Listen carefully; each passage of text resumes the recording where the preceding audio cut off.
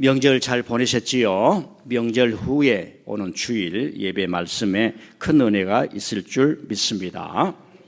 저는 이제 이렇게 좀 점검을 하고 싶어요. 우리 성도들이 제가 하는 설교를 도움이 될까?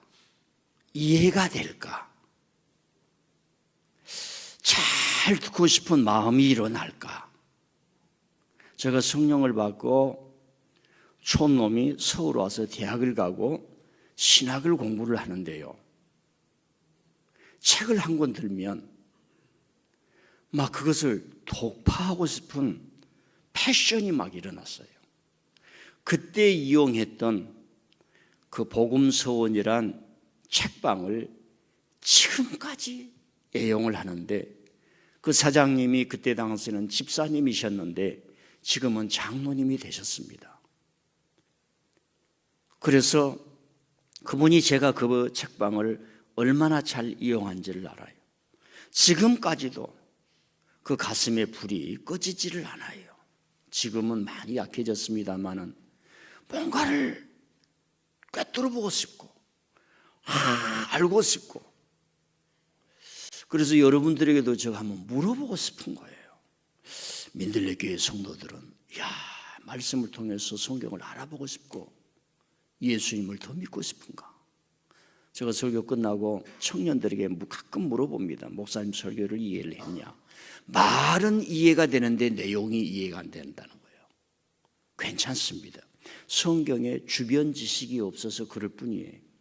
자꾸 듣다 보면 지식이 쌓여서 관통하는 날이 올 줄 믿습니다. 그래서 연세가 드셔도 설교 말씀을 깊이 보고자 뇌가 신경을 쓸 때, 설교 말씀 들을 때에 치매가 오다가 두 길로 도망갈 줄 믿습니다. 이건 생리학적으로도 실제입니다. 그래서 설교 시간에 좋은 사람은 치매 첫 증상이다 이렇게 생각하시고, 어이구 치매 안 들려야지. 여러분, 치매가 걸리면 마누라도 도망가고 할아버지도 도망갑니다. 그래서 하나님의 말씀을 잘 이해하려고 하면은 다 까야 돼요. 제가 어제 차를 타고, 우리 교회 차를 타고 나가는데 눈이 좀 많이 왔잖아요. 창문이 이 창이 유리창이, 이 버스 유리창이 다 흐려졌어요. 그래서 그 윈도우 브러쉬 닦는 걸로 닦으니까 깨끗해요. 여러분, 유리는 물로 한두 번 닦으면 닦아집니다.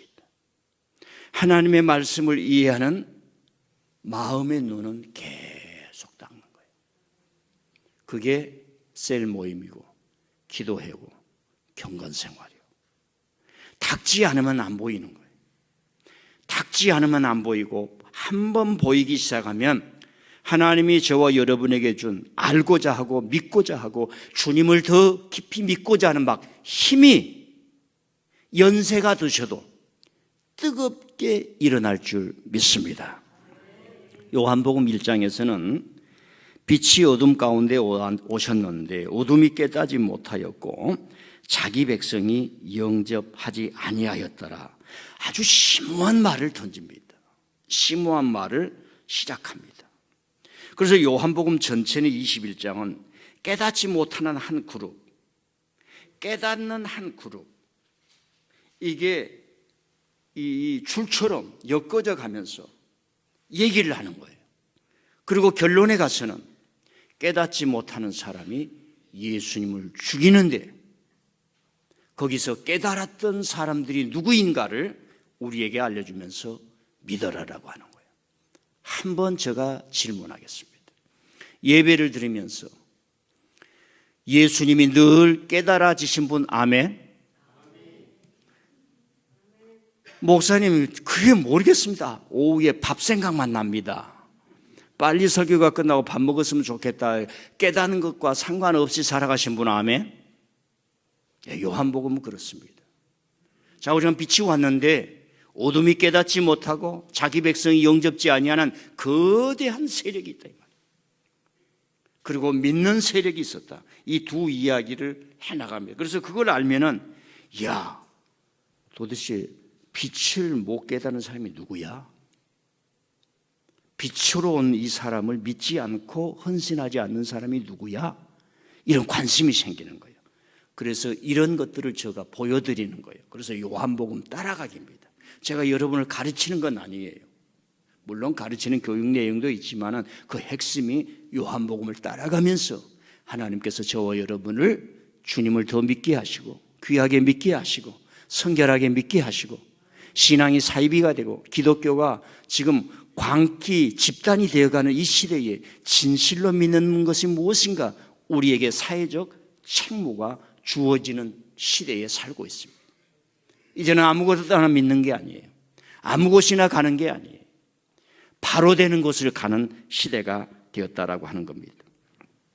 지난주 갈릴리 홀리에서 물을 포도주로 만들었던 예수님의 첫 사역에 대하여 말씀을 드렸습니다.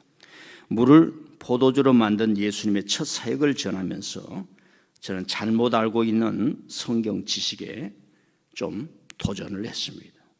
우리가 믿는 기독교는 물을 포도주로 만든 현실무감하지만 그래도 기적의 종교다, 어떤 특별하다 이러한 생각들, 그리고 이런 예수님을 믿는 우리들은 다른 사람보다 타 종교보다 이 사회에서 도덕적으로 영적으로 우월감을 갖게 한다.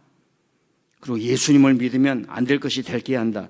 이런 판타시 같은 이런 지식에 도전을 했습니다. 결론적으로는 물이 포도주 되는 사건은 예수님의 죽음의 이야기를 하는 숨겨진 복선이라고 얘기를 드렸습니다.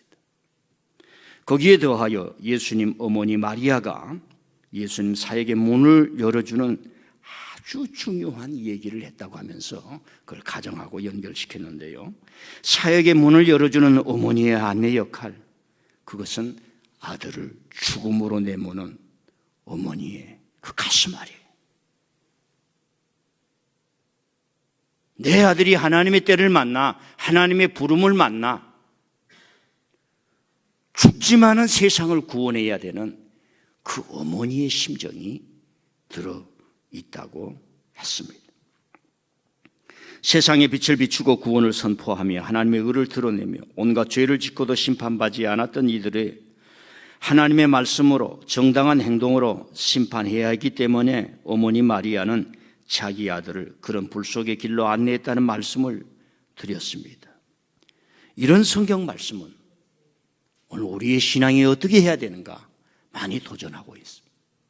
내 유익, 내 욕망 축으로 종교를 이용하거나 하나님을 빙자한 그런 신앙을 깨뜨리는데 이런 말씀을 들어야 우리가 바로 되고 고시 합격하고 S대 어디 법대를 나와가지고 잘 되면은 내가 윤리적으로 잘 살아야겠구나. 대한민국 국민을 위해서 희생해야 되겠구나. 이런 정신이 없는 성공은 얼마나 불행을 가져오는가 라는 것을 생각하게 하는 말씀이다 라는 것을 전했습니다. 오늘은 왜 예수님은 성전 권력에 도전하였을까? 두 가지입니다. 성전이 있고 권력이 있는 거예요.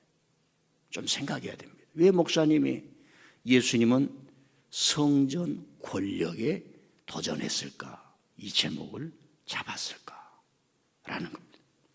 신학자들은 오늘 말씀을 성전 정화라는 용어로 말씀을 이해합니다. 예수님이 죽으신 실제적인 표면적으로 전체 세 가지 죄 때문에 예수님이 십자가에 죽으신 거예요. 첫째는 성전 권력에 도전한 겁니다. 성전 정화를 통해서. 두 번째는 정결 예식을 예수님의 제자들이 안 지켰다. 그래서 정결 예식, 밥 먹기 전에 손 씻는다거나 성전에 올 때 손 씻는다거나 그런 정결 예식, 그 미꾸라지를 먹지 않는다든가 이런 정결 예식을 거부했다는 거예요. 세 번째로는 안식일법을 지키지 않았다. 안식일이 주인이 아니라 사람이 안식일의 주인, 내가 안식일의 주인이다 하면서 그 세 가지 제목, 그리고 빌라도와 결탁할 때에 민중들을 선동해서 반 가이사 반 로마 민중 운동을 일으켰다 해서 예수님이 처형된 겁니다. 이런 역사적인 상황을 알 때에 나를 위해서 예수님이 피 흘리사 죽으셨다는 말이 내용이 있게 되는 겁니다. 이런 내용을 모를 때에 나를 위해서 피 흘리사 구원해 주신 예수님, 도케티즘으로 빠지게 되는 겁니다. 자, 오늘 말씀을 다시 한번 설명하겠습니다. 당시 유대인의 명절인 유월절이 가까이 와서 사방에서 순례차 예루살렘 성전에 사람들이 모이기를 시작했습니다. 이들은 집에서부터 양이나 염소, 비둘기를 가져와야 되는데 멀리서 가져올 수 없으니까 성전 뜰과 주위에서 사람들이 양을 팔고 비둘기를 팔게 때문에 돈으로 사서 제물로 드렸던 겁니다. 그렇게 되니까 명절이 되면 성전 뜰과 주위에서 양과 비둘기 같은 짐승을 사고 팔고 그리고 환전을 해줘야 했는데 그런 좌판을 얻으려면 성전 담당자들에게 뇌물을 줘야 했습니다. 거기는 상가가 아니기 때문에 그런 일도 할 수도 없었거니와 그런 일이 벌어진 겁니다. 그리고 좌판을 얻은 자가 또 다른 사람에게 좌판을 넘길 때에는 또 권리금을 받고 넘기는 성전이 마켓이 되어버린 거예요. 시장통이 되어버렸던 것입니다. 유월절, 초막절, 오순절, 절기 때마다 인산인해로 사람들이 몰려오는데 거룩한 제사가 이루어져야 될 성전이 뇌물이 오가면서 이렇게 부패해져 버렸고 성전을 정결하도록 관리해야 할 제사장과 레위인들은 부패의 장본인이 되어버렸습니다. 여러분, 목사가 부패한 게 얼마나 많습니까? 네. 목사는 성도들이 먹여준 걸로 살아야 돼요. 교회를 사유재산화시키는 게 요즘도 많습니다. 목사만 그렇습니까? 성도도 그렇습니다.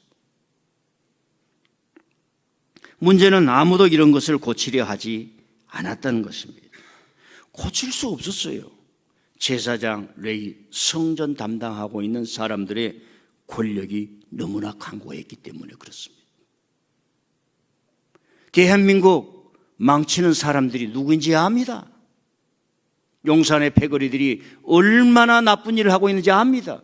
고칠 수 있습니까? 언론들이 그 사람들을 끼어차고 사람들을 우명화시키고 있는데요. 이때 당시도 하나님 앞에 제사 드리는 그것이 나쁜 걸로 압니다. 고칠 수가 없었던 것입니다. 거기에도 돈 바꾸는 환전상, 요즘 말하면 그 이제 지하경제라고 그러죠. 말이 좋은 지하경제지. 환전상을 통해서 어마어마한 돈을 버는 거예요. 왜냐하면 그때 당시 로마의 공식 화폐는 데나리온입니다. 그래서 멀리 살아간 사람들, 디아스포라 되어서 그 유대 땅 밖에서 살아가는 사람들은 이 데나리온을 가지고 살아가는 거예요. 그래서 성전에 와서는, 성전에 오면 우리가 성전세를 내리기 전통이니까 헌금 외에 세금을 내는 겁니다. 그냥 강제를 하지 않아도. 그때는 유대인들은 그때 당시에 성전에서 셰켈이라고 하는 자기 화폐를 사용을 했어요. 그래서 로마 돈, 달러, 데나리온을 가져와 가지고 한국 돈 셰켈, 유대 돈 셰켈로 바꿔서 내야 하기 때문에 환전상들이 많습니다. 예나 지금이나 돈놀이 한번 잘하면 거금을 넣습니다.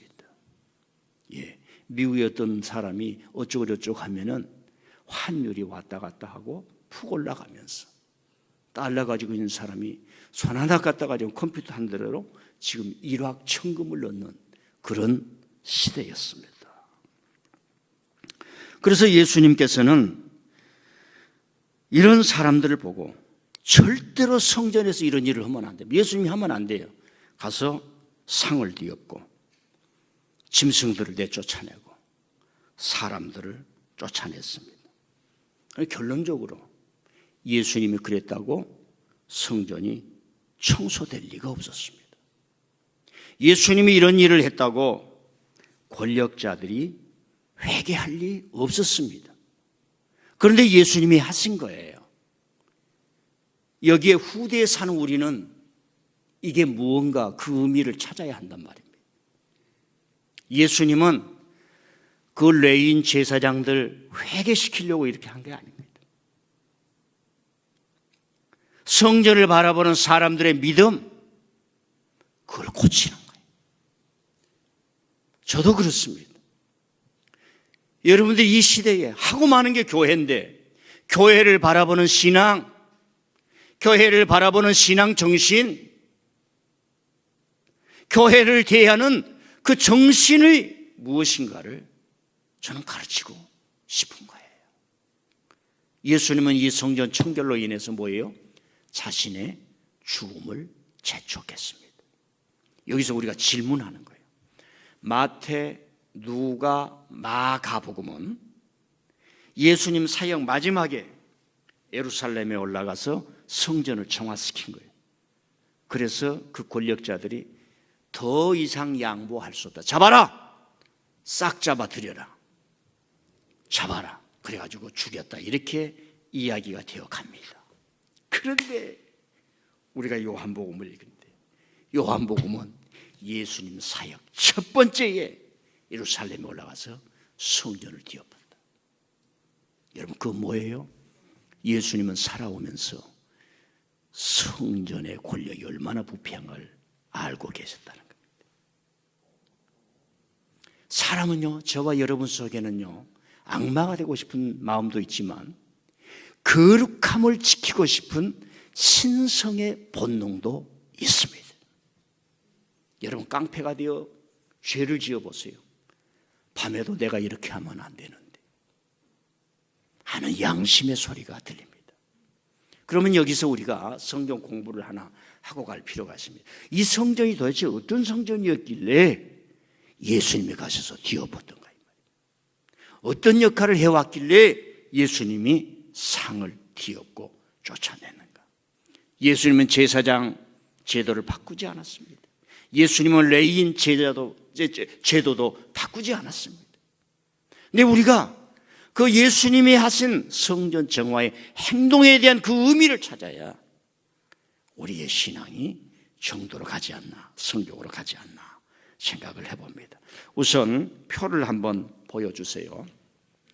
예수님 시대 때 성전은 세 번째 성전이었어요. 첫 번째 성전은 맨 왼쪽을 보세요. 솔로몬 성전이라고 합니다. 다윗과 솔로몬 시대, 예수님 오시기 한 1000년 전에 지어졌어요. 몇 년 전에? 이제 이걸 보고 가는 거예요. 두 번째는 수룹바벨 성전이라고 했습니다. 솔로몬 성전이 한 500년, 450년 유지되다가 바벨론에 의해서 파괴가 돼버립니다. 파괴가 됐어요. 그래서 저 성전이 너무나 중요한 역할을 했습니다. 어마어마한 역할을 했죠. 민족을 통합시키고 그들로 하여금 우리는 야훼를 믿는다, 야훼 하나님을 예배한다 라고 하는 신앙 전통이 이루어졌기 때문에 바벨론에 끌려가서 70년이 지난 이후에 수룹바벨이라고 하는 사람은 총독이었어요. 총독. 그래서 처음에 시작하다가 한 16년 동안 공사가 중단돼요. 반대파들 때문에. 그 토백이 반대파들 산발락과 도비야, 이름 들어보셨죠? 그 사람에 의해서 스룹바벨에 의해서 두 번째로 다시 재건이 됩니다. 그걸 제2의 성전. 예수님 오시기 한 500년 전입니다. 500년 전. 그래서 저게 한 500년 지납니다. 그러다가 알렉산드리아 들어보셨죠? 그 사람이 오면서 그 부하들이 있어요. 프톨레마우스라고 그런 사람들이 있습니다. 그 사람들이 유대 지역을 통치했는데 그때 성전을 다 부수고 성전에 와서 돼지, 유대인들이 가장 싫어한 돼지로 제사를 지내면서 성전을 무너뜨리는 역할을 하게 됩니다. 수룹바벨의 성전을 제2의 성전이라고 그랬어요. 그리고 로마 시대가 됩니다. 로마 시대. 무슨 시대? 알렉산더도 3년 전쟁하다가 죽어요. 그래서 로마 시대가 됐는데 로마가 이곳을 통치하려고 하다 보니까 어떻게 통치를 할 건가? 그래서 그쪽 지역에 말 잘 듣는 사람 세워서 왕을 세우자 해서 헤롯 대왕, 예수님 시대, 예수님 태어날 때 헤롯이라는 얘기 들어보셨죠? 그도 왕이지만 그 아들 또 헤롯이라고 불러요. 그래서 우리가 신약 성경을 읽을 때 조금 이렇게 혼동되는 게 있습니다. 좌우지간 그 사람이 예수님이 오시기 한 20년 전부터 이제 유대의 왕이 되려고 하니까 유화 정책으로 성전을 짓기 시작하는데 어마어마하게 짓습니다. 그 7년을 지어서 대체적으로 이렇게 좀 이렇게 지어요. 워낙 크게 지었습니다. 그리고 예수님 돌아가시고 난 이후에 69년, 65년까지, 63년 그때까지 짓는 거예요. 어마어마한 성전이 되었습니다. 그러니까 헤롯이 돈 들여서 지었으니까 얼마나 그래서 예수님께서 저 성전을 헐라 내가 사흘 만에 사흘 하라니까 우리가 46년 동안 지었습니다. 어떻게 해야 됩니까? 굉장한 건축수를 가지고 이제 진 거예요. 그걸 제 세 번째 성전이라 그럽니다. 이제 헤롯이 성전을 지었어요. 그런데 언제 파괴가 됩니까? 주후 70년 예수님이 오시고 승천하신 이후에 한 30년에서 40년 이후에 흔적도 없이 사라집니다. 이제 맨 밑에 보면 지금은 성전이 없어졌어요. 지금 아무것도 없습니다. 결론 말씀드릴게요. 유대인들에게는 제사장도 없어져 버렸습니다. 레위인도 없어져 버렸어요. 유대교라는 것은 뭡니까? 개토가 되어가지고 이스라엘 가면 이스라엘 사람들도 회당에 안 갑니다. 지금은 이제 회당이라고 이렇게 그냥 자기들 모여서 말씀 나누고 그래서 선생님, 학자들, 랍비만 남은 시대였습니다. 저는 개인적으로 유대인들의 공부법을 배워라 싫어합니다. 지금이 어느 시대인데 미국에 가면 유대인들 공부 열심히 합니다. 학생들 대치동처럼 열심히 합니다. 변호사 되고 의사 되고 잘 됩니다. 그러나 그들이 인류에 공헌한 게 뭐가 있는가? 종교를 바탕으로. 우리가 아는 유대인들의 상업자들, 빌 게이츠라든가 이런 사람은 종교인들이 아닙니다. 핏줄만 유대인들이라고 그렇게 씁니다. 저기에서 하나님이 붙들었던 성전과 종교가 어떻게 인류의 가치를 공헌을 하지 못했을 때 역사에서 바람처럼 사라져버린지를 우리는 배우자는 겁니다. 그래서 저 성전이 어떤 역할을 했는지 이렇게 지어졌어요. 그러나 좌우지간 우리가 알 수 있는 것은 저 사람이 저 성전을 다시 세우고 다시 세우고 다시 세우고 예수님이 왔을 때에 부패했기 때문에 성전을 무너뜨리고 오늘 말씀대로 그런 일이 일어난 겁니다. 그리고 결국은 뭐예요? 예수님 지나고 나니까 돌 위에 돌 하나도 남지 않듯이. 여러분 우리 교회 신앙이 타락해 보세요. 제가 타락해 보세요. 제가 좋은 사람은 못된 것 같아요. 직무에 충실해요. 다른 건 못해도 직무에 충실하려고는 해봐요. 여러분 나쁜 사람이라도 직분에 충실하기를 바랍니다. 그러면 되는 거예요. 직분에 충실하는 거예요. 출근도 안 해놓고 나 출근합니다. 거짓 차를 보내놓고 그렇게 살 수는 없잖아요. 네. 자, 성전이 어떤 역할을 했는지 표를 한번 보여주시길 바랍니다. 다윗 솔로몬의 성전, 솔로몬이 성전을 지었지만은 사실은 다윗 솔로몬 성전이라고 이해를 하는 것이 좋지 않는가 생각합니다. 첫 번째로는 다윗 전에는 천하가 통일이 안 됐어요. 큰 일을 못해요. 외침이 오면은 다 백전백패합니다. 하나님이 꼭 붙들어 주셔서 살았습니다. 그런데 천하를 통일하고 통일신앙을 갖게 됩니다. 통일신앙을 갖게 됩니다. 우리 개신교, 한국교회 개신교회 교단이 300개라고 하는 거예요. 저도 잘 모릅니다. 그걸 어떻게 다 아나 나도. 내 지식으로 머리로 알 수가 없어요. 그러나 제가 속한 기독교라고 하는 것, 대한예수교 장로의 통합측이라고 하는 것, 개혁교의 전통을 가지고 복음주의 원리가 아니라 성경 말씀 전체를 하나님의 말씀으로 여기면서 목사는 절대로 사유재산을 소유해서도 안 되고 교회를 사유해서도 안 되는 정신으로 나아가야 귀한 신앙을 이룰 줄 믿습니다. 그때 당시에 다 사람들이 산에 가서 하나님께 제사 드린다고 그랬어요. 누구 관리하는 사람이 없어요. 가르쳐주는 사람이 없어요. 사람들이 다 각자 생각이에요. 그래서 사사시대 400년이 간 겁니다. 우리 교회에 오면 제 말을 여러분이 들을 필요는 없어요. 그러나 제가 성경에 비추어서 하나님의 사역을 할 때는 여러분들이요 세상이 아니라 신앙 안에서 예, 맞습니다. 아멘. 그렇게 하겠습니다. 아멘. 저는 긍정적인 말, 적극적인 말도 좋습니다. 근데 이런 것들이 왜 나왔는지 저는 알아요. 그래서 이런 말을 잘 안 하잖아요. 근데 지내놓고 보니까, 인생을 살고 보니까 제일 좋은 말이 뭐예요? 가르쳐 드릴게요. 한번 더, 예, 알겠습니다. 아멘. 틀렸다고 생각하시는 분, 아멘. 제일 좋은 말이 예, 알겠습니다. 그건 뭐예요? 관계가 된 사람들끼리만 하는 거예요. 그리고 당신이 나쁜 사람이 아니고 좋은 사람이라고 하는 걸 전제가 되고, 세 번째로는 이렇게 우리가 힘을 합하여서 선한 하나님의 뜻을 이룬다는 것이 전제가 되었을 때 예, 알겠습니다. 예, 이상한 놈들 앞에 가서 예, 알겠습니다 할 수는 없지요. 별 4개짜리가 밥태기 4개짜리한테 뭐 하는데, 엉뚱한 일을 하는데 예, 알겠습니다 할 필요는 없어요.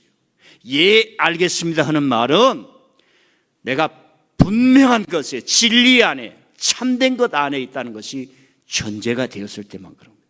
그래서 저 성전이 대단한 거예요.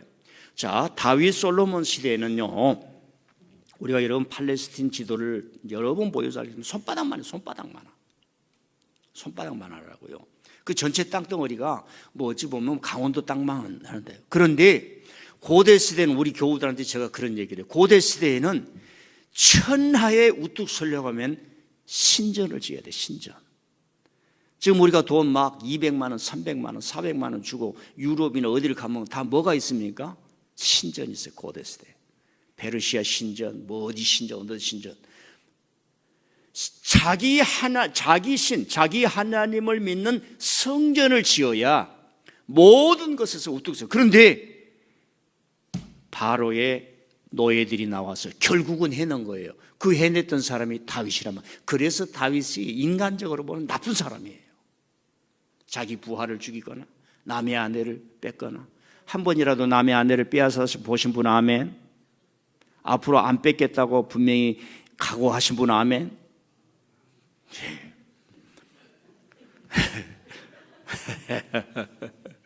그런데 다윗은 저 일을 하는 거예요. 직무에 충실히. 그 이후에 다윗 같은 사람이 나오지를 않아요. 그래서 그 희망의 대상이 그러는 거예요. 야, 대한민국의 군인이 이순신 장군만큼만 있으면 우리는 겁이 없다. 이게 우리가 가지고 있는 상식 아닙니까? 그런데 이놈들이 상식을 무너뜨리잖아요. 죄를 분명히 받아야 됩니다. 여러분의 자식이 거기에 참석했더라도 죄 받고 나와야 돼요. 어쩔 수가 없어요. 이게 법이에요. 그래야 우리 후세대가, 이 나라가 잡혀지는 겁니다. 눈물을 흘려도 안 돼요. 어쩔 수가 없어요. 윤 씨들이라도 할 수가 없어요. 문명의 최고본은 성전을 짓는 거, 신전을 짓는데 다윗이 해낸 거예요. 여러분, 사람에게는요, 거룩한 것을 지키고 싶은 거예요.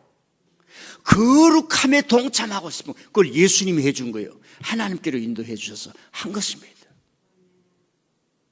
세 번째는 중요한 게 있어요. 모세의 토라 종교는 사막 종교, 이동하는 종교, 회막을 가지고 이리 왔다 저리 갔다 하는 종교예요. 성전이 지어짐으로 국가가 주관하는 제사 종교, 정착 종교, 그렇게 진전이 된 겁니다. 저는 저걸 간단하지만은, 여러분 간단하게 뭐 한 1분도 안 되면 보죠. 저 40년 동안 공부해서 얻은 거예요. 제가 40년 동안 공부해서 여러분에게 발표하는 것입니다. 예. 그래서 그때 당시에 다윗 솔로몬 성전을 통해서 오는 것이 너무 중요했다는 겁니다. 내려주세요. 근데 이게 부패한 거예요. 이게 썩은 거예요. 사람이 부패해도 성전이 깨끗하면 구원의 길이 있는 거예요. 사람이 부패해도 죄악있게 해도 성전이 거룩하면 구원받는 길이 있는 거예요. 그래서 예수님 오시기 한 500년 전에 그런 그룹들이 나타났어요. 성전이 이러면 안 된다. 성전은 영원히 거룩해야 된다. 그게 예언자들입니다. 그래서 호세아가, 하나님은 제사를 원치 아니하고 자비와 긍휼을 원한다.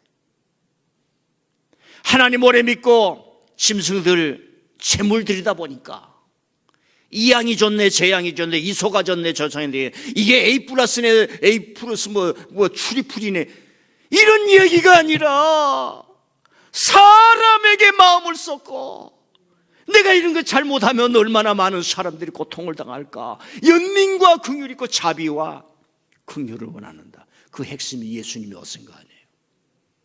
그 예언자들이 성전을 정화하고 다시 일으켜보려고 했지만 결국은 나라가 다 망해버리고 엉망진창이 되어버렸던 것입니다.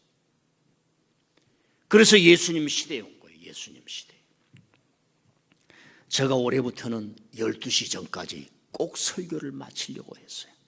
그래서 오늘 설교도 반밖에 못했지만 여기서 마무리를 할 테니까 다음 주에 다시 한 번 더 할 테니까 여러분 결론을 안 들었어. 그래서 다음 주에 결석하면 된다 안 된다? 예. 여행 가면 된다 안 된다? 그런 의미가 들려 있는 거예요. 우리에게 질문합니다. 여러분, 예수님은 성전을 정화하는 운동을 통해서 자기 목숨을 재촉을 했어요. 그 길을 가는 거예요.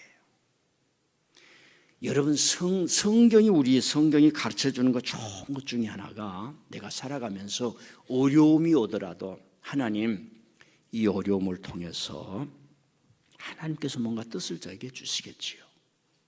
이 놀라운 것이 있습니다. 인생의 대부분은 불편하고 나에게 원치 않고 갑자기 오고 병이 들고 어떤 것들을 다 나쁘다고 얘기를 해. 나쁘다고.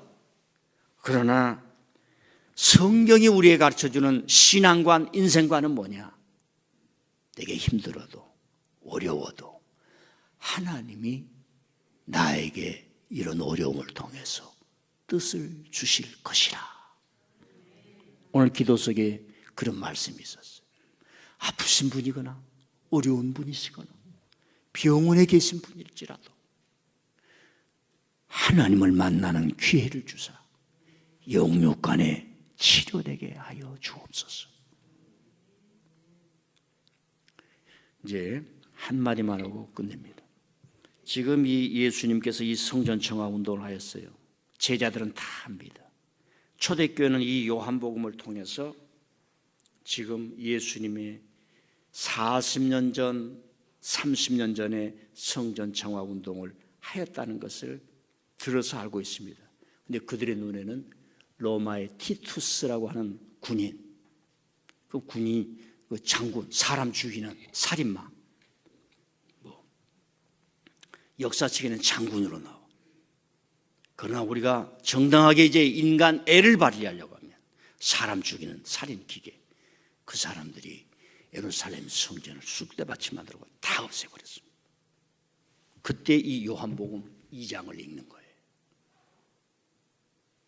예수님의 성전 정화 운동이 그들은 깨달은 거예요.